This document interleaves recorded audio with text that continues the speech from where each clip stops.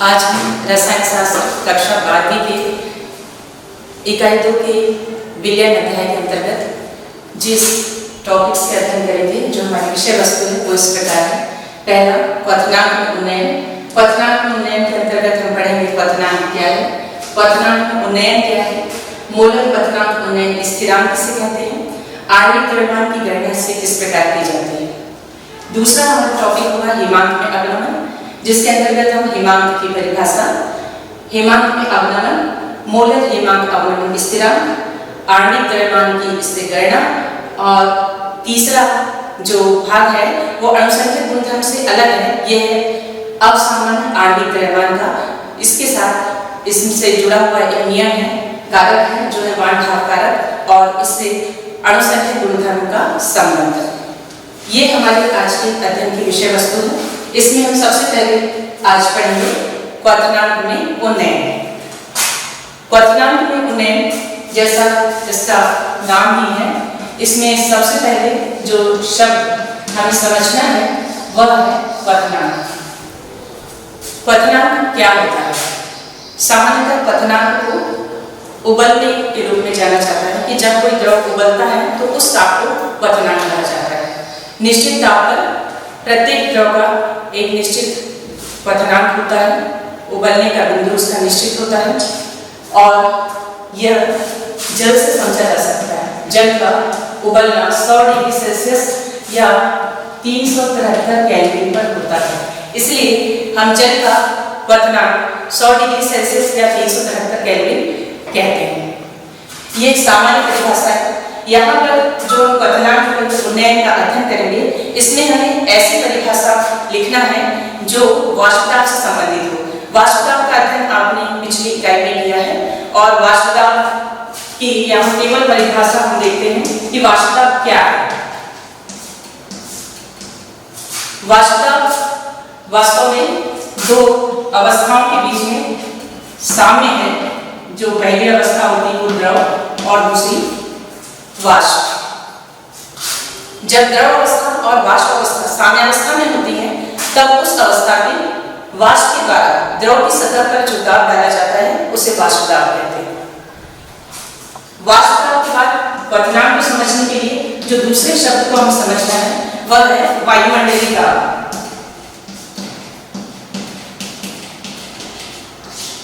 वायुमंडलीय दाब, वायुमंडलीय दाब का तात्पर्य है हमारा जो पृथ्वी का पूरा वातावरण है वो वायु से जुड़ा है। वायुमंडल में विभिन्न प्रकार की गैसों का मिश्रण है, और ये गैसों के मिश्रण का भी किसी विलयन के क्वथनांक पर प्रभाव पड़ता है। वायुमंडलीय दाब यहाँ पर हम एक वायुमंडलीय दाब के रूप में लेते हैं, जिसे पानी के 760 मिलीमीटर दाब के बराबर माना जाता है। यानी एक वायुमंडलीय दाब या 760 मिलीमीटर पानी का दाब, ये वायुमंडलीय दाब हम क्वथनांक ज्ञात करने के लिए प्रयुक्त करेंगे। इस दो शब्द के आधार पर अब हम क्वथनांक की परिभाषा दे सकते हैं कि क्वथनांक वह ताप होता है जिस पर किसी द्रव का वाष्पदाब वायुमंडलीय दाब के बराबर हो जाता है। द्रव का वाष्पदाब बराबर वायुमंडलीय दाब।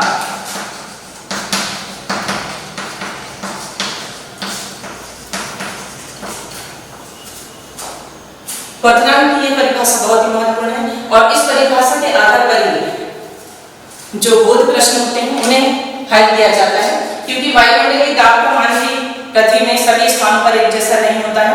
पृथ्वी के कुछ क्षेत्र ऐसे होते हैं जहां पर वायु दाब कम होता है, जैसे आप जानते हैं ऊंचाई पर या पहाड़ों पर वायुमंडलीय दाब का मान कम होता है। क्वथनांक की परिभाषा समझने के बाद अब हम चलते हैं क्वथनांक में उन्नयन की ओर। क्वथनांक में उन्नयन क्या है?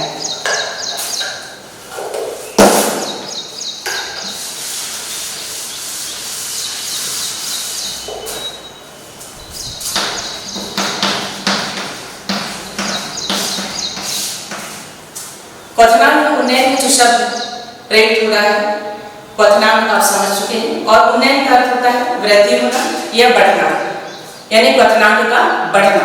अब क्वथनांक का वर्णन किस संदर्भ में है? वाष्प दाब जब आपने अध्ययन किया था तब आपने वाष्प दाब दो प्रकार से ज्ञात किया था, एक शुद्ध विलायक के लिए और दूसरा विलयन के लिए। शुद्ध विलायक के लिए जो वाष्प दाब होता है उसका मान हमेशा अधिक होता है। शुद्ध विलायक में मान लीजिए हमने जल लिया है तो ये जल का वाष्प दाब सदैव अधिक होता है, और जब इस शुद्ध विलायक में हम कोई अवाष्पशील विलेय जैसे शक्कर घोल देते हैं तब इसका वाष्प दाब कम हो जाता है। विलयन है दूसरा हमारे पास, और इसमें जल के साथ है शर्करा।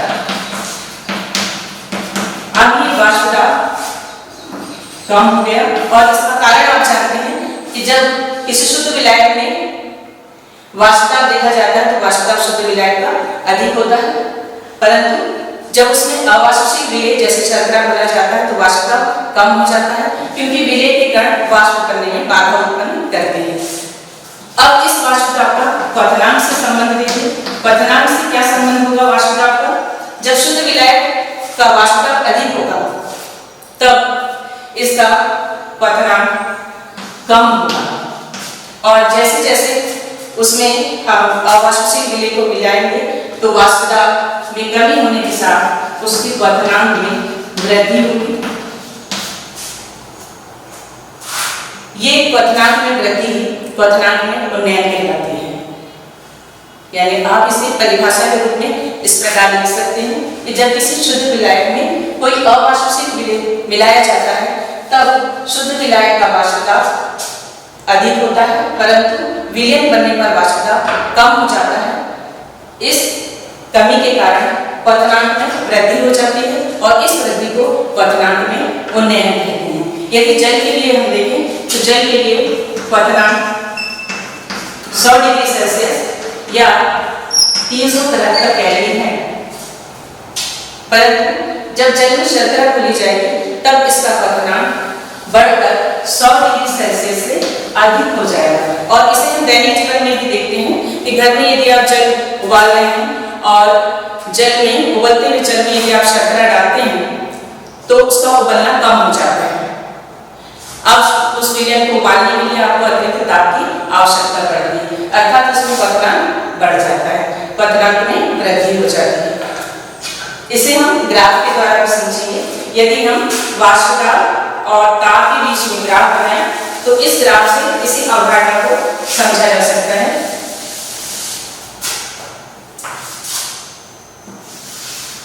एक्स अक्ष पर ताप और वाई अक्ष पर यदि हम वाष्प दाब लें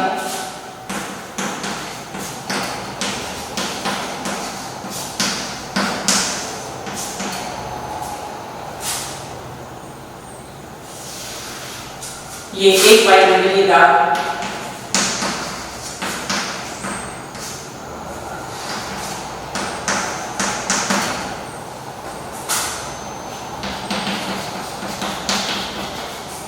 जिस पर यदि हम विलायक के लिए शुद्ध विलायक के लिए यदि हम ताप और दाब के बीच में वाष्प दाब के बीच में ग्राफ खींचें तो ये ग्राफ इस प्रकार से प्राप्त होता है। इसे हम नाम देंगे ये शुद्ध विलायक का वाष्प दाब और ताप के बीच में संबंध है, जिसमें इस बिंदु को हम x नाम दे देंगे। इस बिंदु पर इस शुद्ध विलायक का वाष्प दाब वायुमंडलीय दाब के बराबर हो जा रहा है। ये x बिंदु को यदि हम तापमान से जोड़ें तो इसका संगत ताप प्राप्त होगा हमको T0B। इसे T0B से लिखेंगे। क्वथनांक को हम बॉइलिंग पॉइंट कहते हैं, इसलिए इसके लिए जो संकेत प्रयुक्त करेंगे वो होगा स्मॉल b। अब इस शुद्ध विलायक में यहाँ आप कर्व देख रहे हैं, वक्र देख रहे हैं, वक्र AB है। वक्र AB शुद्ध विलायक के लिए वक्र है, जिसमें जैसे जैसे तापमान में वृद्धि हो रही है वैसे वैसे वाष्प दाब में भी वृद्धि हो रही है, और बिंदु x पर विलायक का वाष्प दाब वायुमंडलीय दाब के बराबर हो जाएगा। और इस बिंदु x को यदि हम संगत आप इसका देखें तो T0B प्राप्त हो रहा है जो विलायक का क्वथनांक है। इस शुद्ध विलायक में जैसे ही हम अवाष्पशील विलेय को मिलाएंगे, शर्करा को मिलाएंगे, मान लीजिए ये जल है और इसमें हमने अब शर्करा को मिलाया तो इसका वाष्पदाब तुरंत कम हो जाएगा। कम होने पर मान लीजिए इस बिंदु से शुरू हो रहा है, सी बिंदु से, और इस ग्राफ को आगे बढ़ाया हमने, ये है विलयन के लिए वाष्पदाब ताप के साथ साथ बढ़ते जा रहा है और ये x बिंदु पर जहां शुद्ध विलायक का वाष्पदाब वायुमंडलीय दाब के बराबर हो रहा था उससे आगे बढ़ते हुए y बिंदु तक पहुंच रहा है। यहाँ तापमान लगातार बढ़ रहा है। इस y बिंदु पर विलयन का क्वथनांक प्राप्त होगा। यदि इसे हम यहाँ ताप के रूप में देखें तो ये ताप होगा T_B, ये विलयन का क्वथनांक होगा।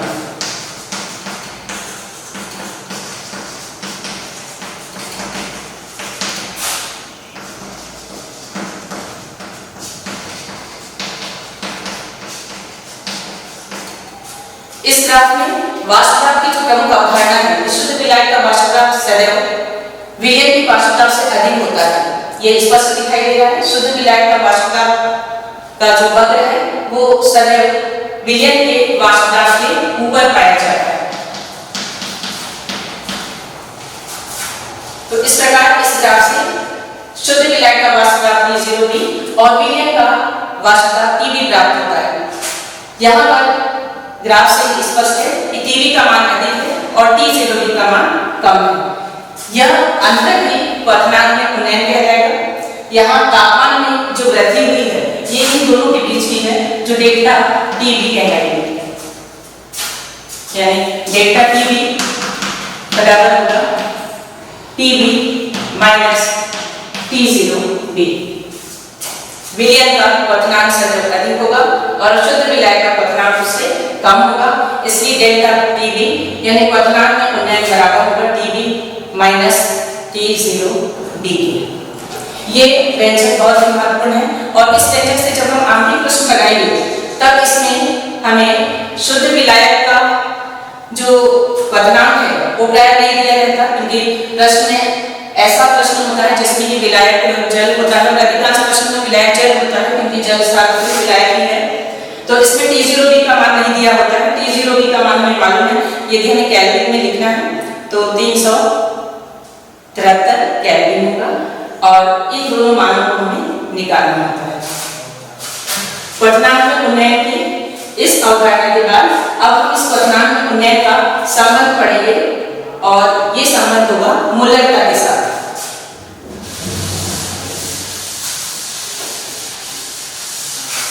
क्वथनांक में उन्नयन मूलकता के समानुपाती होता है। क्वथनांक में उन्नयन को हमने प्रदर्शित किया है डेल्टा TB से, ये समानुपाती होता है मूलकता के। मूलकता को हम स्मॉल m से प्रदर्शित कर रहे हैं। ये है मूलकता।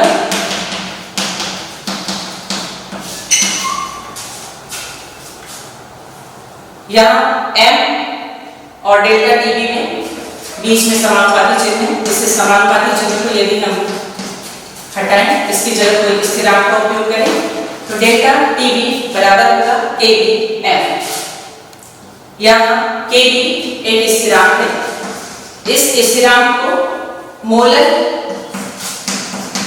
क्वथनांक उन्नयन स्थिरांक या केवल मोलर उन्नयन स्थिरांक भी कहते हैं, या इसका एक और नाम है जिसे इबुलियोस्कोपिक स्थिरांक भी कहते हैं।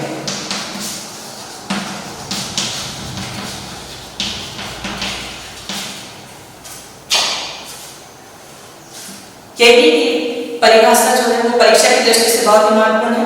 यहाँ इस व्यंजक के आधार पर देखिए, यदि मूलकता m का मान यदि हम 1 रखें या मूलकता को हम इकाई मानेंगे तब यहाँ डेल्टा TB बराबर होगा KB और इस आधार पर मोलर क्वथनांक उन्नयन स्थिरांक की परिभाषा बनाई जाती है जो परीक्षा के लिए बहुत ही महत्वपूर्ण है। मोलर क्वथनांक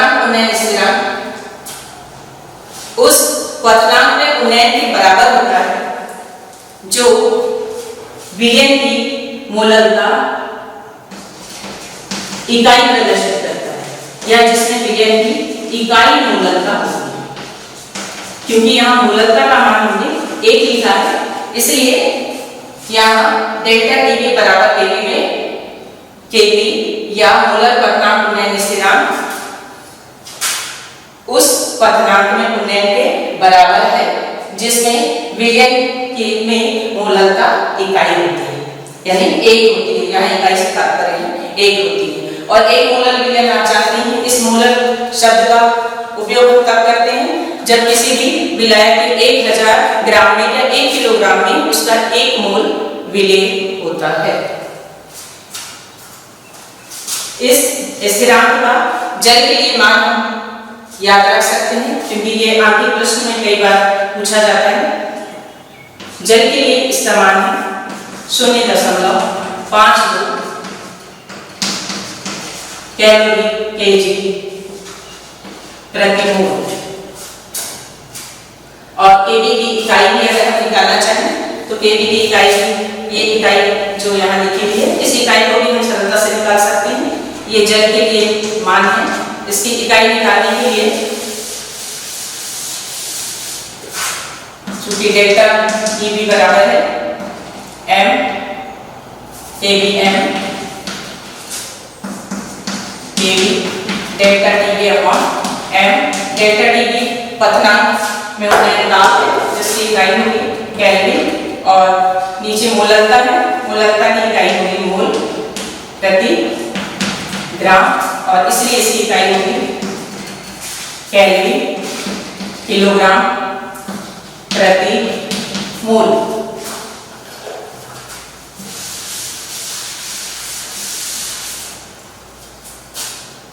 मोलर पथनांक उन्नयन स्थिरांक के बाद अगला भाग जो है हमारा वो है आणविक द्रव्यमान की गणना। पथनांक में उन्नयन के आधार पर हम आणविक द्रव्यमान की गणना इस प्रकार से करेंगे। पथनांक में उन्नयन एक अणुसंख्यक गुणधर्म है जिसका अध्ययन आप पिछले व्याख्यान में कर चुके हैं। तो ये जो डेल्टा टीवी है ये एक अणुसंख्यक गुणधर्म है, पथनांक में उन्नयन अणुसंख्यक गुणधर्म है। और प्रश्न आता है परीक्षा में कि सिद्ध करें पथनांक में उन्नयन एक अणुसंख्यक गुणधर्म है। तो डेल्टा टीवी समानुपाती है m के, ये अब तक याद हो गया होगा आपको। अब डेल्टा टीवी बराबर केवी m, यहाँ m मोलरता है, मोलरता के लिए हम संकेत प्रयोग करेंगे WB अपॉन MD।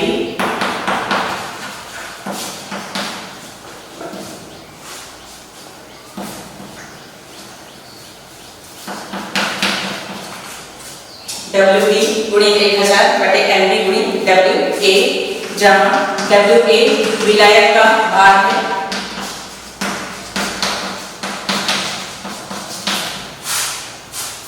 WB विलेय का भार है, MD विलेय का आणविक द्रव्यमान।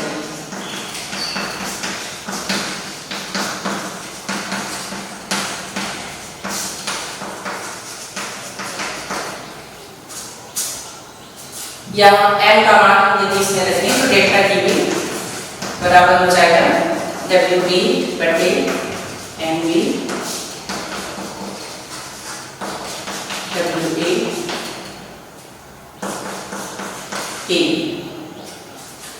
यह व्यंजक भी बहुत ही महत्वपूर्ण है और इससे हम सारे आंतरिक प्रश्नों को हल करेंगे।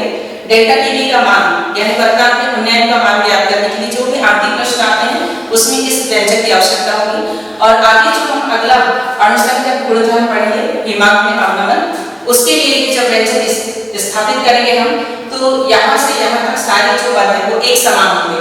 इनमें केवल जो पथनांक लिखा है, पथनांक के लिए संकेत हमने v लिखा है, उसके स्थान पर f का प्रयोग होगा, क्योंकि पथनांक को बॉइलिंग पॉइंट कहा जाता है और हिमांक को फ्रीजिंग पॉइंट कहा जाता है, इसलिए यहाँ f का उपयोग होगा, डेल्टा f लिखेंगे। और जो यहाँ व्यंजक प्राप्त होगा वो इसी प्रकार का होगा। तो ये डेल्टा टीवी बराबर WB गुणित 1000 गुणित KV बटे MB गुणित WA, इस व्यंजक के द्वारा हम आंगिक प्रश्नों को हल करेंगे। अब यहाँ चूंकि आणविक द्रव्यमान निकालना है, विलेय का आणविक द्रव्यमान निकालना है, तो इसमें डेल्टा टीवी को नीचे ले आएंगे। यहाँ एमबी बराबर है डब्ल्यूबी बटे एमबी, डब्ल्यूबी बटे डेल्टा टीवी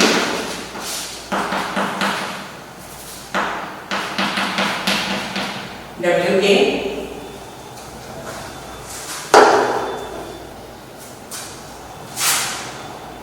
और ये के। आणविक द्रव्यमान एमबी की गणना भी आंगिक प्रश्न में पूछी जाएगी और इसकी गणना करने के लिए इस सूत्र में जहां एमबी था उसके स्थान पर डेल्टा टीवी लिख दिया हमने और इस प्रकार के हमें व्यंजन प्राप्त हो गया है।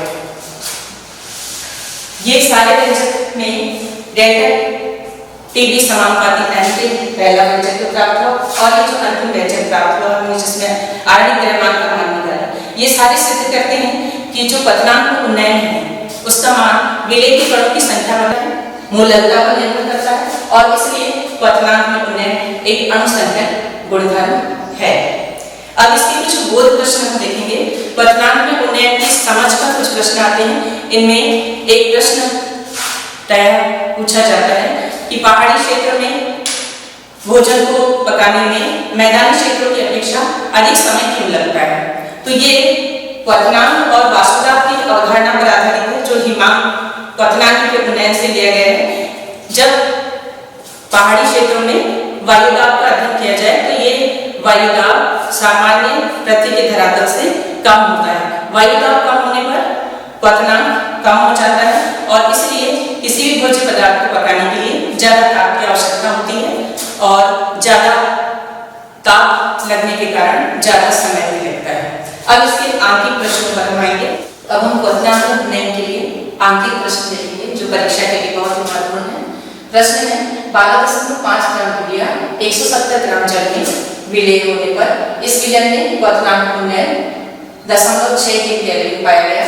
केबी का मान यदि 0.52 कैलोरी किलोग्राम प्रति मोल होने पर यूरिया का आणविक द्रव्यमान ज्ञात कीजिए। अब इस प्रश्न में यहाँ WA का मान है यूरिया का भार 170 ग्राम, जल का भार 170 ग्राम है। WB यूरिया का भार 12.5 ग्राम है।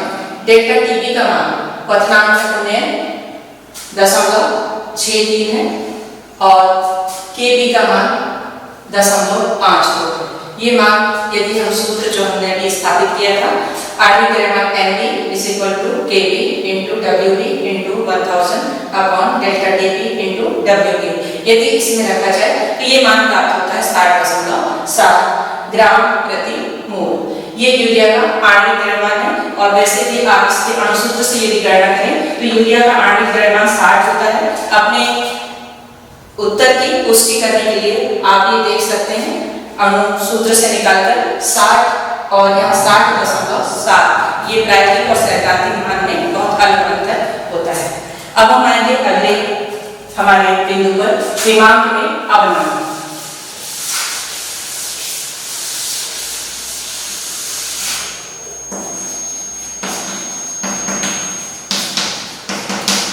हिमांक में अवनमन को समझने के लिए शब्द हिमांक की परिभाषा पहले देखेंगे।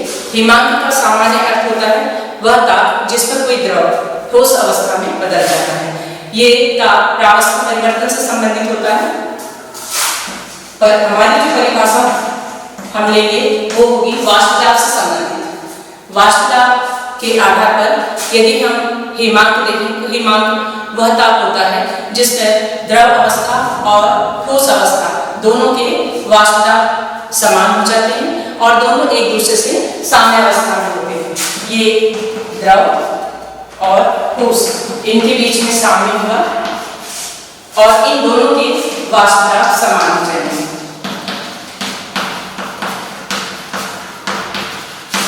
द्रव का वाष्पदाब बराबर ठोस का वाष्पदाब होगा और दोनों एक दूसरे से साम्य अवस्था में होंगे। हिमांक में अवनमन में दूसरा शब्द है अवनमन। अवनमन का अर्थ होता है कम होना या कमी होना।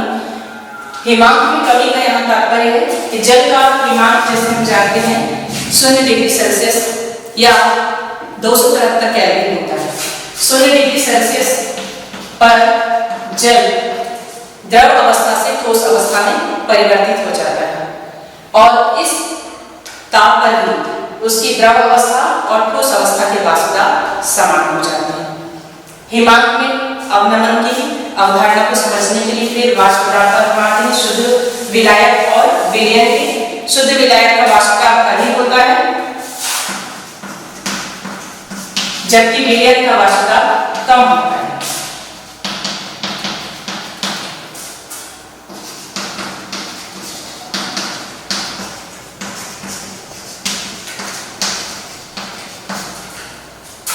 हिमांक से सीधा संबंध है वाष्पदाब का कि जब शुद्ध विलायक का वाष्पदाब अधिक है तब इसका हिमांक बिंदु भी अधिक होगा।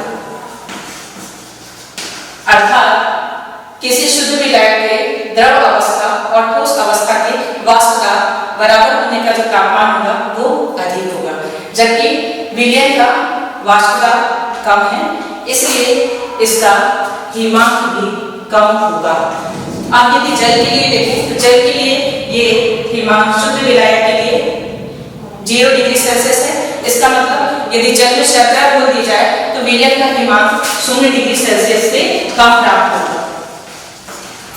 और इस पर संबंधित बोध प्रश्न ये बनता है कि पहाड़ी क्षेत्रों में जब बर्फ गिरती है तो सड़क पर बर्फ जमा हो जाती है जिसे हटाने के लिए सोडियम क्लोराइड NaCl या कैल्शियम क्लोराइड का उपयोग किया जाता है। क्यों?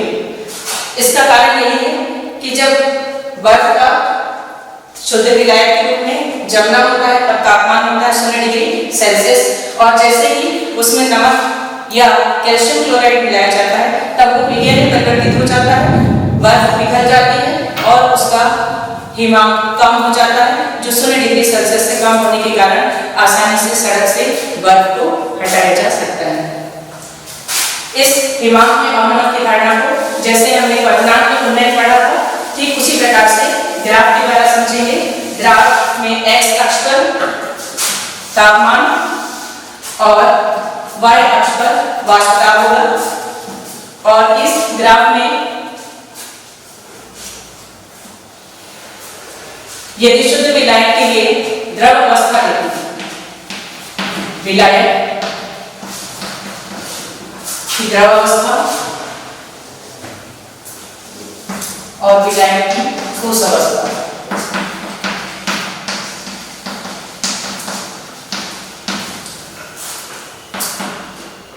तब यहाँ पर जो ग्राफ है वो क्वथनांक में उन्नयन के ठीक विपरीत बनेगा। जब हम किसी पदार्थ का तापमान कम करेंगे तब उसके हिमांक बिंदु तक पहुंचेंगे इसलिए यहाँ A बिंदु पर वाष्पदाब अधिक है और तापमान कम होने के साथ साथ वाष्पदाब कम हो रहा है। B बिंदु पर वाष्पदाब द्रव अवस्था और ठोस अवस्था इन दोनों के लिए समान हो जाता है। ये B बिंदु शुद्ध विलायक के लिए हिमांक है। अब इस शुद्ध विलायक में जब हम अवाष्पशील विलय मिलाएंगे तो अवाष्पशील विलय मिलाने पर इसका वाष्पदाब कम हो जाएगा और ये वाष्पदाब कम होते हुए इस बिंदु पर द्रव अवस्था से ठोस अवस्था में परिवर्तित हो रहा है। ये बिंदु E पर हमें प्राप्त होगा विलयन का हिमांक Tf। यहाँ हिमांक में अवनमन के लिए पहला वक्र है AB जो द्रव विलायक के लिए है। द्रव विलायक और ठोस विलायक के बीच में सामने B बिंदु पर स्थापित हो रहा है इसलिए डेल्टा T0f ये शुद्ध विलायक के लिए हिमांक बिंदु होगा। जब इसमें अवाष्पशील विलय मिलाया जाएगा तो विलयन के लिए वाष्पदाब कम हो जाएगा। ये वाष्पदाब वक्र C बिंदु से प्रारंभ हो रहा है और ये E बिंदु पर द्रव अवस्था से ठोस अवस्था में परिवर्तन का प्रदर्शन कर रहा है। तो यहाँ जो E बिंदु है इस पर विलयन का हिमांक प्राप्त होगा जो Tf है। इन दोनों के बीच का अंतर डेल्टा EF होगा, अर्थात हिमांक में अवनमन शुद्ध विलायक के हिमांक और विलयन के हिमांक में अंतर के बराबर होता है। इसमें आप देख रहे हैं ग्राफ से कि T0F से जब तापमान कम होगा तब EF प्राप्त होगा, यानी विलयन के लिए ठोस अवस्था कम तापमान पर प्राप्त होगी। इस ग्राफ के आधार पर डेल्टा EF बराबर हो गया T0F माइनस TF।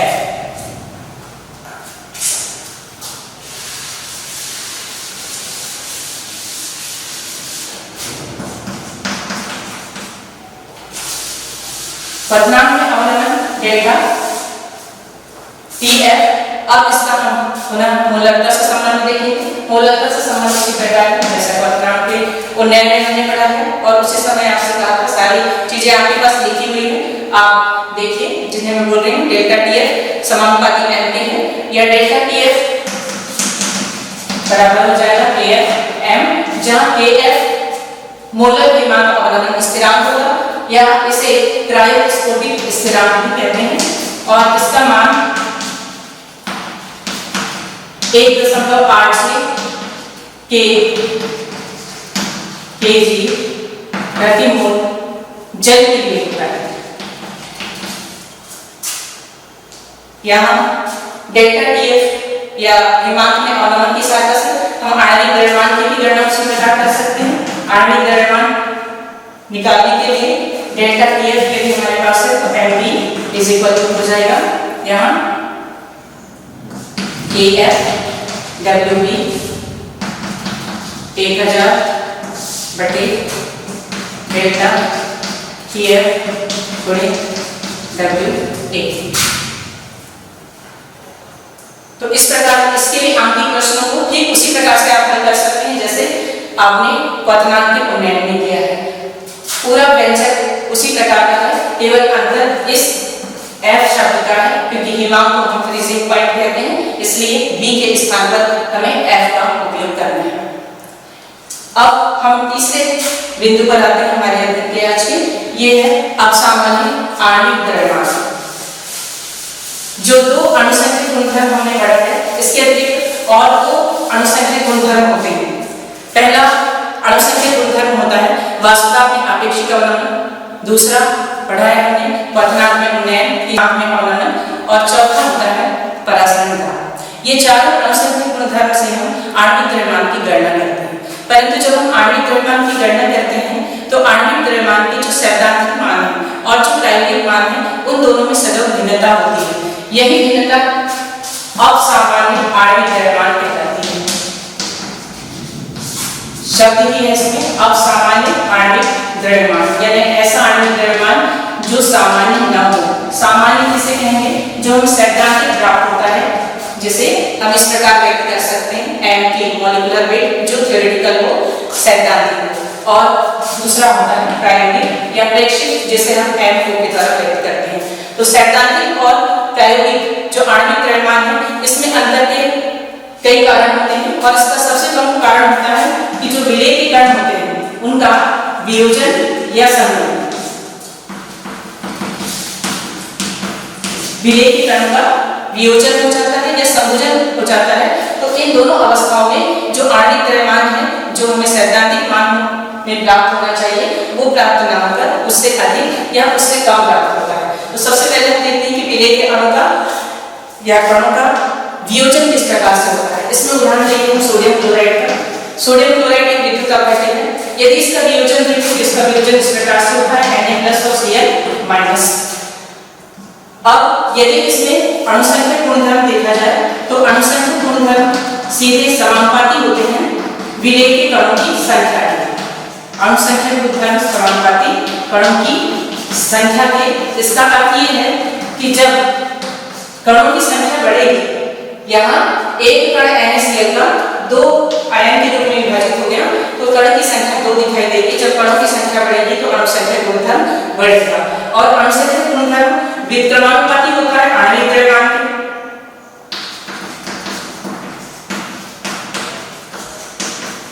अणुसंख्यक गुणधर्म विक्रमानुपाती आणविक द्रव्यमान के। इसका अर्थ ये है कि जब अनुसंख्यक गुणधर्म का मान बढ़ेगा तो आणविक द्रव्यमान का मान कम हो जाएगा। और इसलिए जब विलेय के कण के रूप में मान लीजिए NaCl है तो इसका सैद्धांतिक अनुभाग यदि हम निकालें तो ये प्राप्त होता है हमें 58.5 सैद्धांतिक Mt अनुभाग 58.5, परंतु प्रायोगिक मान यदि निकालें MO का मान तो ये प्राप्त होता है लगभग 30.63। यहाँ पर ये जो आणविक द्रव्यमान है इसमें कमी हो गई और यही कमी अब सामान्य आणविक द्रव्यमान कहलाती है। अब सामान्य आणविक द्रव्यमान होने का दूसरा कारक संतुलन। संतुलन के लिए एसिटिक अम्ल का हम उदाहरण ले रहे हैं। एसिटिक अम्ल में विशेषता ये होती है कि इसके दो अणु बड़ी सरलता से हाइड्रोजन बंध बना लेते हैं और आपस में जुड़ जाते हैं, जो द्विलक या डाइमर कहलाता है। इस द्विलक में यदि आणविक द्रव्यमान हम देखें तो इसका आणविक द्रव्यमान 60 है। सूत्र से यदि गणना करें तो Mt का मान इसके लिए 60 है, परंतु यदि प्रायोगिक मान इसका निकालें तो ये प्राप्त होगा 120। अर्थात यहाँ भी जो आणविक द्रव्यमान है वो सामान्य से अधिक हो गया। तो इस प्रकार जब किसी विलेय में विलेय के कणों का वियोजन में संगुणन होता है तब उसका आणविक द्रव्यमान का सैद्धांतिक मान उसके प्रायोगिक मान से भिन्न होता है। इसे असामान्य आणविक द्रव्यमान कहते हैं।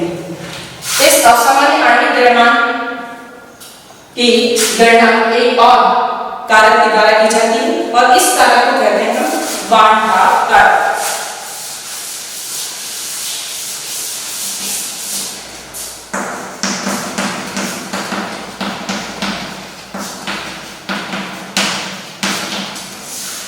वार्नहाफ कारक को I के द्वारा प्रदर्शित किया जाता है। सन 1886 में ये वार्नहाफ के द्वारा वियोजन की मात्रा और संगुणन की मात्रा निकालने के लिए दिया गया था, ताकि हम किसी भी विलेय में विलेय के कणों का आणविक द्रव्यमान की सही गणना कर सकें। इसमें जो आणविक द्रव्यमान सैद्धांतिक है और जो आणविक द्रव्यमान प्रायोगिक है, इन दोनों का अनुपात लिया जाता है। सैद्धांतिक आणविक द्रव्यमान को हम Mt से प्रदर्शित करते हैं और प्रायोगिक को M O से T थ्योरेटिकल O ऑब्जर्व। तो यहाँ I संकेत जो है ये वार्नहाफ गुणांक को प्रदर्शित करता है। I बराबर होता है Mt/MO सैद्धांतिक आणविक द्रव्यमान बटे प्रेक्षित आणविक द्रव्यमान। अब यदि इसे I को अणुसंख्यक गुणधर्म के संबंध में देखें तो ये जस्ट अपोजिट हो जाएगा। अणुसंख्यक गुणधर्म का प्रायोगिक या प्रेक्षित मान हो जाएगा, इसका उल्टा हो जाएगा, क्योंकि अणुसंख्यक गुणधर्म और आणविक द्रव्यमान एक दूसरे के विपरीत समानुपाती होते हैं। तो ये अणुसंख्यक गुण का प्रेक्षित मान बटे अणुसंख्यक गुणधर्म का प्रायोगिक सैद्धांतिक मान।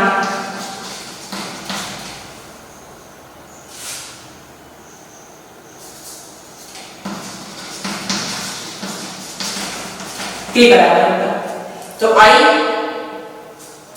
वार्नहाफ कारक कहलाता है। इस कारक के द्वारा हम संयोजन या वियोजन से संबंधित, उनकी प्रतिशत मात्रा से संबंधित और आणविक द्रव्यमान से संबंधित गणना कर सकते हैं। और ये वार्नहाफ कारक सभी अणुसंख्यक गुणधर्म से जुड़ा होता है। ये चारों अणुसंख्यक गुणधर्मों को व्यक्त करने के लिए हम इस प्रकार से संकेत के रूप में लेते हैं। वास्तुताप में आपेक्षिक अवलंबन पहला लेते हैं। वास्तुताप में आपेक्षिक अवलंबन जैसा आप जानते हैं P0A - PA बटे P0A बराबर होता है XB। अब यदि इसका वार्नहाफ कारक से संबंध बताना है तो जिस तरफ विलेय के मोल की संख्या है उस तरफ हम इस I का गुणा कर देते हैं। तो ये पहला संबंध है वास्तुताप में आपेक्षिक अवलंबन और वार्नहाफ कारक के बीच। दूसरा संबंध क्वथनांक में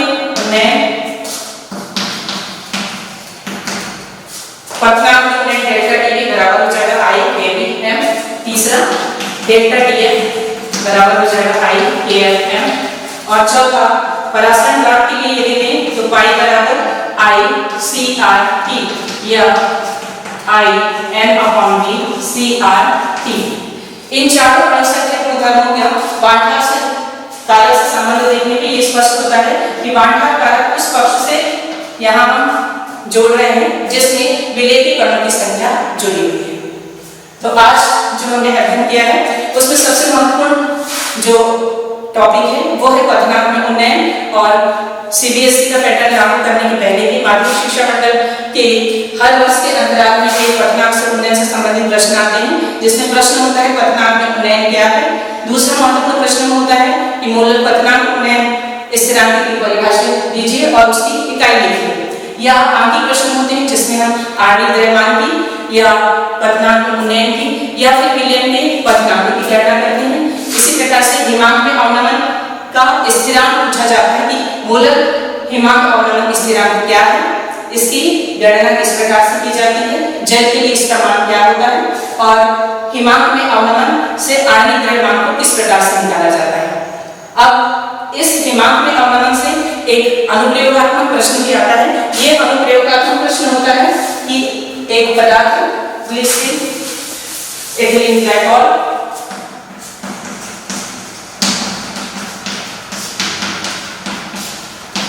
जिसका सूत्र है CH2OH CH2OH। ये है एथिलीन ग्लाइकॉल। ये एथिलीन ग्लाइकॉल हिमरोधी क्यों होता है, ये प्रश्न भी पूछा जाता है। इसे एंटीफ्रीज कहते हैं। तो ये पदार्थ जो है इसका उपयोग हिमरोधी के रूप में इस प्रकार किया जाता है कि जो बर्फीले क्षेत्र होते हैं वहां पर जो वाहनों के रेडिएटर होते हैं उसमें जल का प्रशीतक के रूप में उपयोग किया जाता है। और जब तापमान 0 डिग्री सेल्सियस से नीचे चला जाता है तब जल बर्फ में परिवर्तित हो जाता है, जिससे रेडिएटर को खतरा होता है। और इस खतरे से बचने के लिए इसमें यदि एथिलीन ग्लाइकॉल मिला दिया जाए तो जल का जमना कम तापमान होता है, जिसके कारण रेडिएटर में जल द्रव अवस्था में ही बना रहता है, इसलिए इसे हिमरोधी कहते हैं। तो ये महत्वपूर्ण प्रश्न था हिमांक में अवनमन का। और अंतिम गांठा गुणांक या गांठा कारक आता है, क्या है ये और इसके द्वारा वियोजन की मात्रा किस प्रकार से निकलेगी या अब सामान्य आणविक द्रव्यमान किसे कहते हैं। तो इन प्रश्नों का यदि हम अध्ययन करें तो बोर्ड की परीक्षाओं के सारे महत्वपूर्ण प्रश्न विलियम के इस भाग से इसमें सम्मिलित